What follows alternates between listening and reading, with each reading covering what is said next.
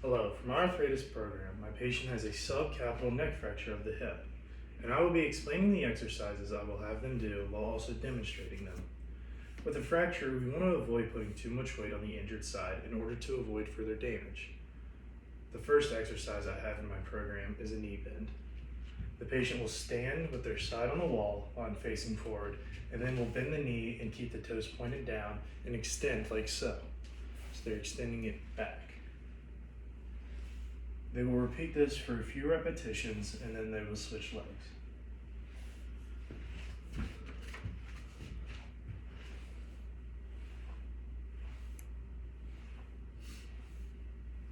The next exercise I have in my program is a knee swing.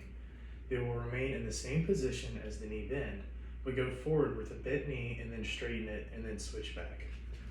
So for example, they bend their knee up and then they straighten it and then they come back.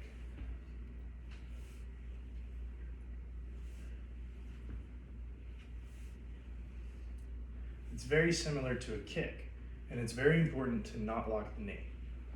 The patient will do for a few repetitions and then switch sides and do the same thing.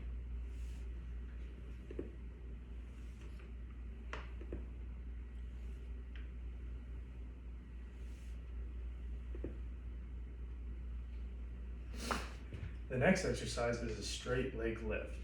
This one will also be in the side position, and keeping the leg straight, they will move it forward out in front of them and then move it to their backside. After a few repetitions, they will then switch legs, like so. Which you can't see all the way out, but I'm extending it out, and then we're switching here.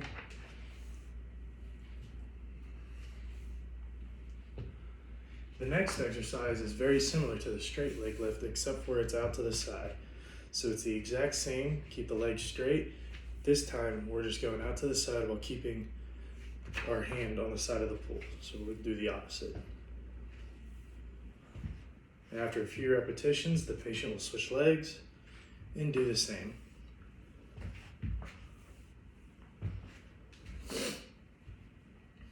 Now the next few exercises I have programmed are going to focus more on rotational mobility. The first is called the crossover. The patient will use the pool wall for the support and then take one leg and simply cross it over the next. So they're just bringing it out. I'll show it from the front view here. They're just kind of bringing it across there, rotating at the hip. Oh, camera mishap. A big thing for this one is to control the movement and to go slow. This will really help the patient feel it.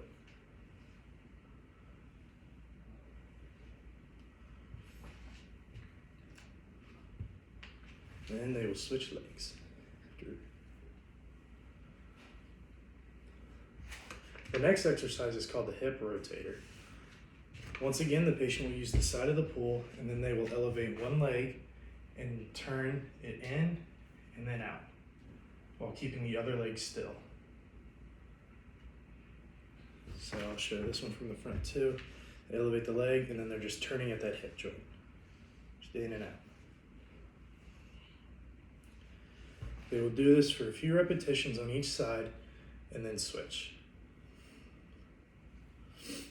And then for my final exercise, it's going to be the hip turnout. This is a great exercise to end on because it combines the rotational aspects as well as mobility aspects of fixing the joint. So the patient will have their leg, or have them on the side of the pool once again for support, and they will lift their leg and then turn it out, which it's a lot easier in the water and when you're not unbalanced like I am. And they will do this through a comfortable range of motion. This will be done for a few reps and then switched. So once again, this side, lift your leg up, turn it out, and so on. So that concludes my program for the hip fracture. Thank you very much for watching, and I hope you enjoyed.